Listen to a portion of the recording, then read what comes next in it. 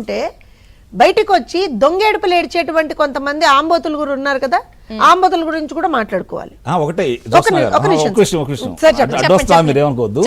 ఇప్పుడు ప్రజలు మీకు 164 స్థానాలు ఇచ్చారు కూటమి ప్రజలు. అంటే వాడు ప్రతిపక్ష నాయకుడుగా కూడా పనికిరాడు, పనికి మాలిన వాళ్ళు ఈ రాష్ట్రంలో ఉండకూడదు, ఇలాంటి దుష్టులు, దుర్మార్గులు, రాక్షసులు, దెయ్యాలు ఈ రాష్ట్రంలో సంచరించకూడదని చెప్పిన ఒక నిర్ణయానికి వచ్చిన తర్వాత ప్రజల అభిప్రాయాన్ని కొంత గౌరవించండి.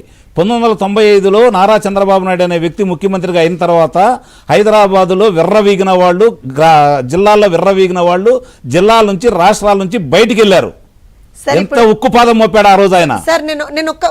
మళ్ళీ తిరిగి 95 ముఖ్యమంత్రి కావాలని కోరుకుంటున్నారు. నేను ఒక్క నిమిషం ఇంపార్టెంట్, ఎందుకంటే అదే చెప్తున్నాను. లా అండ్ ఆర్డర్ ని మళ్ళీ ఎక్కడికక్కడ ఎస్టాబ్లిష్ చేయగలిగింది ఆ రోజున ప్రభుత్వం, చంద్రబాబు నాయుడు గారు, అందులో డౌట్ లేదు. నేను ఇప్పుడు ఇదే చెప్తున్నా. వీళ్ళందరూ ఇప్పుడు ఇక్కడ ఉన్నారా? ఎవడన్నా ఉన్నాడా? ఎవడన్నా లేడు కదా. అలా వదలట్లేదు కదా మనం వాళ్ళని. అంటే నేను ఒక విషయం చెప్తాను చంద్రిక గారు, ఇందాక ఉమేష్ చంద్ర గారు కూడా చెప్పారు, దేర్ ఇస్ అ ప్రొసీజర్ అండి. ఏమని ఇప్పుడు వాడు గడ్డి తిన్నాడని మమ్మల్ని గడ్డి తినమంటే ఎట్టా అండి? కాదు కదా అది. ఇప్పుడు మేము ఇక్కడ ఏమీ లేకుండా బియాండ్ లైన్ క్రాస్ మేము క్రాస్ అవ్వట్లేదు, కానీ తప్పు చేసిన వాడిని ఫిక్స్ చేస్తున్నాం, తప్పు చేసిన వాడికి శిక్ష పడేట్టుగానే చేస్తాం.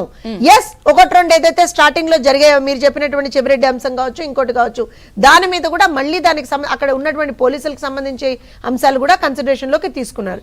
ఇంత చేస్తూ ఉంటే అచ్చోసిన ఆంబోతులు కొంతమంది ఏమంటున్నారు, బాబాయ్ పోరాట యోధుల్ని అరెస్ట్ చేస్తున్నట్టు. ఒక్కొక్కడు పోరాట యోధుట, పోరాట యోధుడు సార్. ఒక నిమిషం సార్, ఆ ఇంటూరు రవికిరణ్ అనేటువంటి వాట పోరాట యోధుట.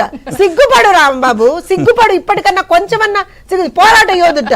నా మొహం, నువ్వు నీ దిక్కుమాలిన పోస్టులు ఆ ట్విట్టర్ లో ఈ ఇంటూరు పోరాట యోధుల పరిస్థితి వినండి. ఈ ఇంటూరు రవికిరణ్ ఎవరో తెలుసా? వైఎస్ఆర్ ఆశయాలకు వారసుడు వైఎస్ జగన్, చంద్రబాబు అవసరాలకు వారసురాలు షర్మిలాన్ పెట్టినటువంటి దరిద్రుడు, నికృష్టుడు. వాడిని పట్టుకొని పోరాట యోధుడు అంటున్నాడు. నేను ఎందుకు చెప్తున్నాను వీళ్ళిద్దరికి, I'm coming back to that. నేను ఎందుకు చెప్తున్నానంటే, మా పార్టీ, మా ప్రభుత్వం, సారీ మా పార్టీ కాదు, ఇక్కడ నేను ప్రభుత్వ ప్రతినిధిగా కూడా మాట్లాడాల్సినటువంటి అవసరం. మా ప్రభుత్వం చాలా క్లియర్ గా లా అండ్ ఆర్డర్ మెయింటెనెన్స్ విషయంలో కావచ్చు, అలానే జరిగినటువంటి విషయాల మీద సమగ్రమైనటువంటి విచారణతోటి మేము ముందరికి వెళ్తున్నాం. ఎవరిని వదిలిపెట్టాం. అండ్ నాకు తెలుసు మనం మాట్లాడుతుంటే కూడా కింద కామెంట్లు వస్తున్నాయి, ఎందుకంటే ఇంత డిస్కషన్ ఎందుకంటే లోపల వేసేయండి అంటే, అమ్మా మనం ఉన్నది వ్యవస్థలో ఉన్నాం.